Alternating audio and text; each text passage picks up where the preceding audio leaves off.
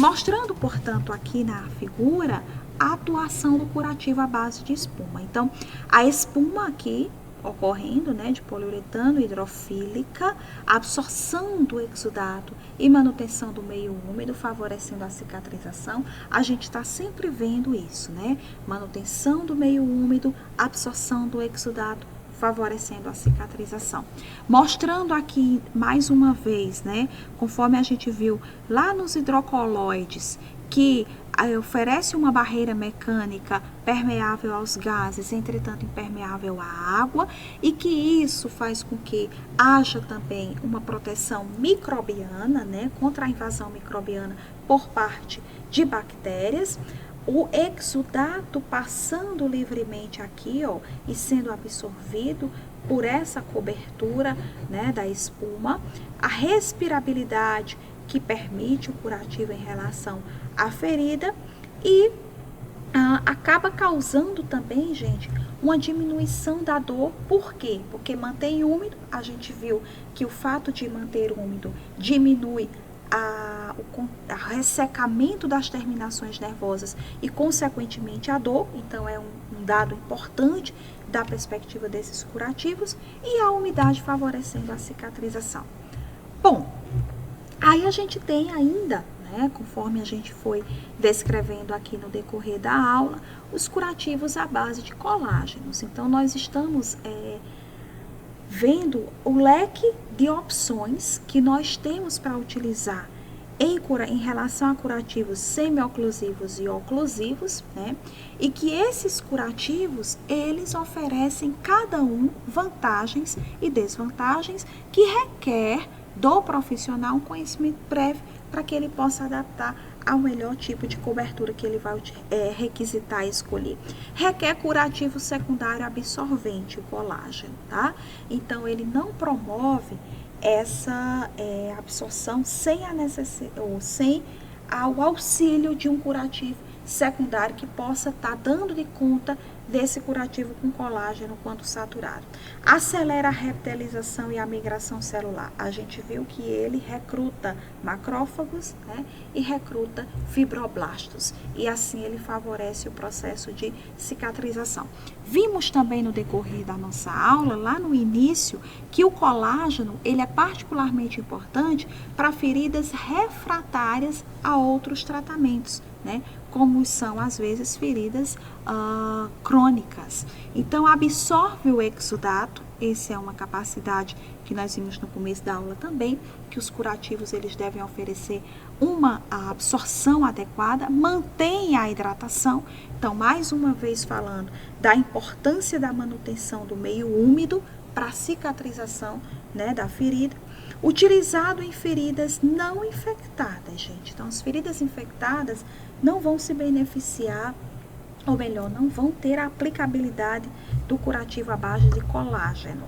Pouco ou moderadamente exudativo. Então, eles não têm uma propriedade de absorção tão grande lá como os alginatos, né, como as espumas. Então, eles acabam sendo utilizados, assim como os curativos à base de hidrocoloide, para feridas que tenham um moderado exudato de forma moderada, né, que não seja de forma intensa, porque aí eles não vão conseguir dar conta dessa capacidade de absorção. Eu estou sempre batendo nessa tecla da capacidade de absorção e de hidratação dos curativos, porque são condições que a gente leva em consideração quando a gente vai escolher o tipo de curativo que deve ser utilizado. Então, portanto, uma ferida que precise de um curativo com a maior capacidade absorvente, se a gente oferta para essa ferida um colágeno, a gente pode estar mantendo muito fluido ainda, né, proveniente do exudato, e ali vai estar atrapalhando o processo cicatricial. Então, é necessário que essa absorção ocorra e é necessário que o meio mantenha-se úmido, sem que, no entanto, essa hidratação seja uma hiperidratação. Isso é importante a gente frisar também. Bom, e aí a gente vai estar mostrando aqui como é que a gente pode qual é o material que é necessário para esses curativos de catéteres, de introdutores, de fixadores externos, de uma forma mais abreviada, qual é o material que eu utilizo para fazer esse tipo de curativo. Então, a gente viu aqui os curativos oclusivos e semi-oclusivos, e agora a gente vai para uma parte mais técnica de como realizar esse procedimento. Então, quando eu vou realizar curativo de catéteres, fixadores, introdutores, o material basicamente que eu preciso é um pacote de curativo estéreo, gases estéreis, solução fisiológica a 0,9%, povidine tópico como antisséptico. Entretanto, esse povidine ele pode ser substituído por uma clorexidina ou por um antisséptico padronizado pela Comissão de Controle de Infecção Hospitalar. Fita adesiva, que pode ser um esparadrapo ou uma fita microporosa ou ainda um filme transparente, que é melhor porque permite a visualização do catéter. Mostrando aqui o material que deve constar, né, do curativo: uma pinça dente de rato, uma dissecção com dente, uma pinça anatômica, né, sem dente, uma pinça Kelly curva e uma pinça Kelly reta. Geralmente é o material que eu vou requisitar para o procedimento. E o procedimento em si? Sempre lavar as mãos com solução antisséptica, que é o PVPI degermante, ou sabão neutro, ou a clorexidina degermante, enfim. Reunir esse material e levá-lo próximo ao leito do paciente.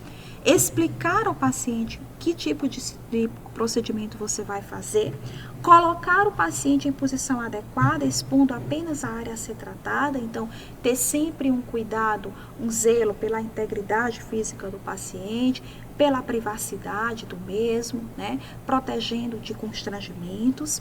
Abrir o pacote de curativo com técnica asséptica, então, evitando a contaminação, né? Na verdade, não permitir a contaminação do campo, já que o pacote de curativo ele é estéril. Colocar as pinças com os cabos sempre voltados para a borda, para fora. Então, na verdade, o centro do teu campo vai ser contaminado pelo próprio procedimento, se a ferida é contaminada, enfim. Mas os cabos mantidos sempre para a borda do campo vão favorecer que não haja uma contaminação externa desse campo de curativo.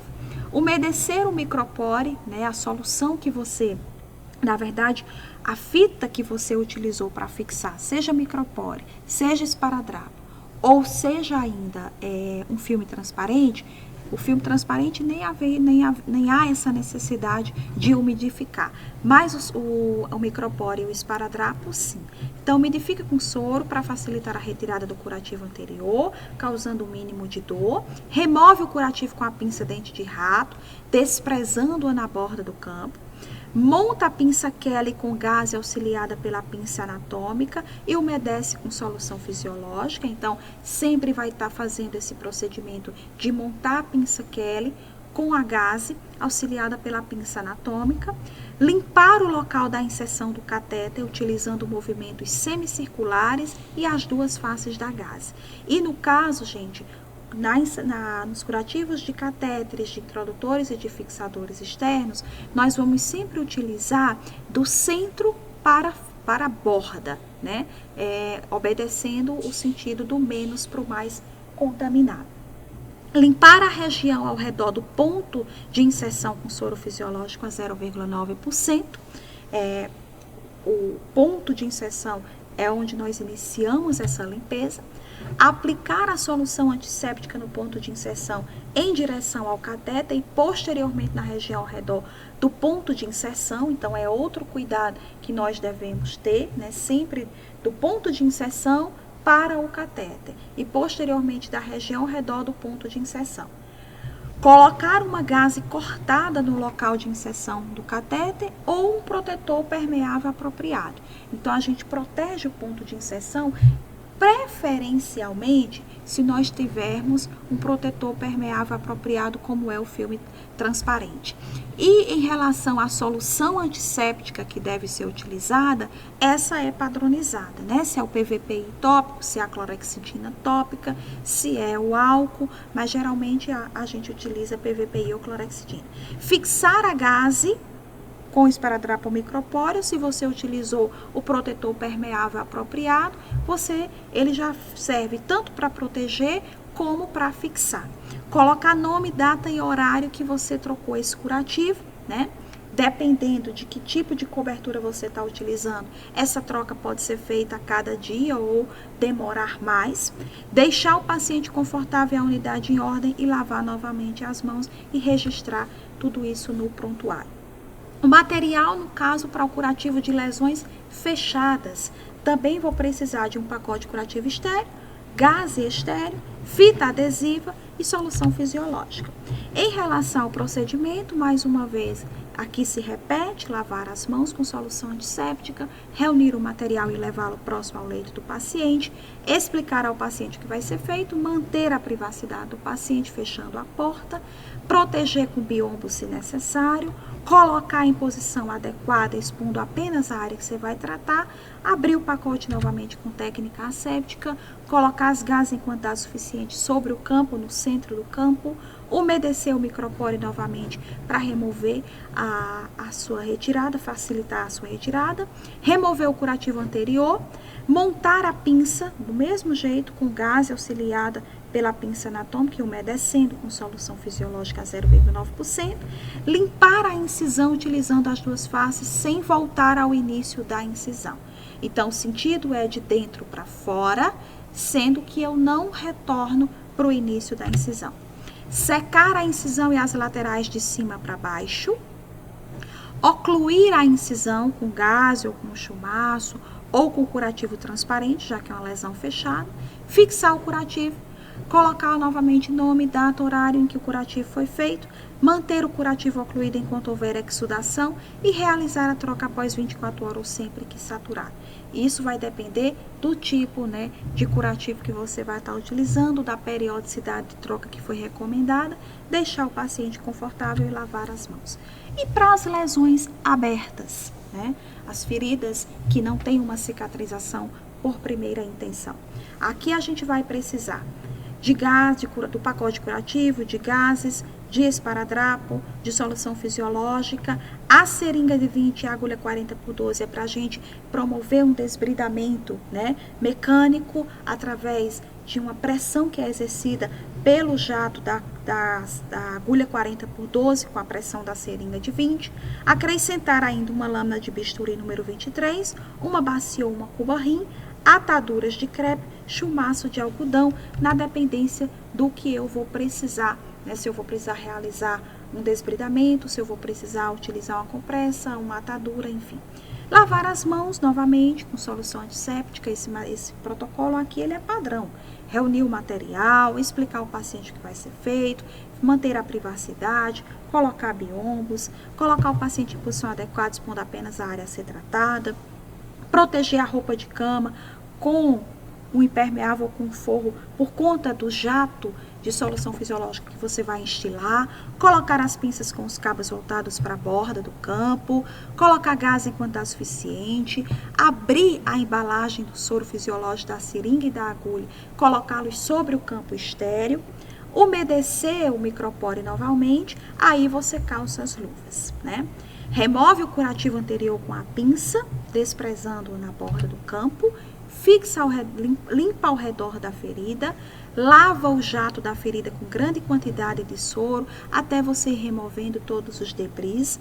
Esse jato 40x12, com a agulha 40x12 e um seringa de 20, geralmente a gente dá uma distância de 10 centímetros entre o jato e o leito da ferida, e ele promove a remoção de debris, sem, entretanto, carregar consigo o tecido de granulação. Colocar gases, compressas ou leito próximos à ferida para reter a solução drenada. Se necessário, remover os resíduos desses esfacelos que são provenientes do debris, né, utilizando desbridamento cirúrgico instrumental ou remoção mecânica com gaze. sem, entretanto, remover o tecido vivo. Isso é importante, né? A gente frisar aqui para que esses movimentos eles sejam leves onde você tem tecido de granulação. Embeber a gaze com solução fisiológica, cobrir todo o leito da ferida em quantidade suficiente para manter o leito da ferida úmida. Aí você pode utilizar papaína, hidrocoloide, hidrogel, carvão ativado. Ocluir a ferida com gás estéreo, chumaço de algodão ou compressa. Colocar o nome novamente, deixar o paciente confortável, lavar as mãos. E para drenos, nós vamos utilizar novamente um pacote de curativo, gases, soro fisiológico, um par de luvas, fita adesiva e um coletor. Bom, pessoal, então em relação ao curativo de drenos, né, nós vamos precisar novamente seguir todos aqueles procedimentos de lavar as mãos, reunir o material, explicar ao paciente o que vai ser feito, colocar o paciente em uma posição adequada, expô-lo o minimamente possível, abrir o pacote curativo com técnica asséptica, colocar as pinças sempre voltadas para a borda do campo, remover o esparadrapo ou a fita microporosa com solução fisiológica para facilitar a sua remoção, remover esse curativo anterior com a pinça dente de rato que vai ser desprezada na borda do campo, montar a pinça Kelly com gás auxiliada pela pinça anatômica, umedecê-la com soro fisiológico, limpar o local da inserção do dreno, utilizando movimentos semicirculares e as duas faces da gaze, limpar a região ao redor da inserção do dreno, então estão sempre do dreno, né, assim como do catéter, para fora, sempre de dentro para fora é o sentido. Secar a região do ponto de inserção e a seguir ao redor do mesmo, utilizando uma gaze para cada local. Colocar o coletor adequado, fixar, colocar novamente nome, data, horário sobre o curativo, deixar o paciente confortável, lavar as mãos e anotar na ficha de enfermagem. A inserção do dreno é um procedimento técnico, então a gente realiza a troca desse curativo. Ao final do tratamento, o médico irá prescrever a retirada do dreno, que pode ser feito pelo enfermeiro ou pelo técnico de enfermagem, né? E o médico prescreve a tração do dreno também, que vai ser feito de acordo com essa prescrição, o enfermeiro também pode fazer. Então, de uma maneira que a gente possa ir concluindo a nossa aula, nós vimos que são vários os tipos de coberturas, né, de curativos primários que nós podemos utilizar, bem como de curativos secundários, e que essa disponibilidade de curativos no mercado, ele vai exigir dos profissionais que trabalham diretamente com o tratamento de feridas, um cuidado específico sobre a função, né, a aplicabilidade, a indicação de cada tipo de curativo desse, de modo a favorecer um meio hidratado, favorecer a remoção de debris, ou seja, de tecido desvitalizado, e permitir a absorção do exudato, como requisitos importantes para o processo de cicatrização.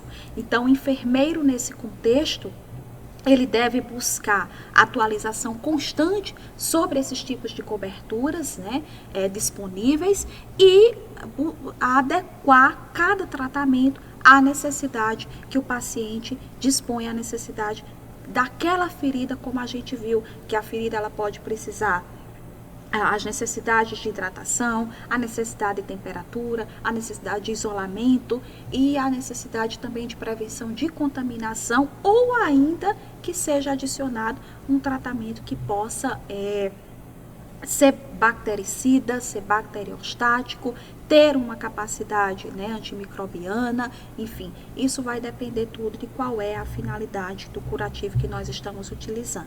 Então, eu espero que vocês tenham conseguido adquirir essa atualização nos tipos de curativos mais comumente utilizados e os curativos que têm sido vislumbrados e colocados no mercado, com a indicação de cada um, possam complementar a aula com material da apostila, né, e com leitura específica da área. Muito obrigada pela atenção de vocês. Até uma próxima aula.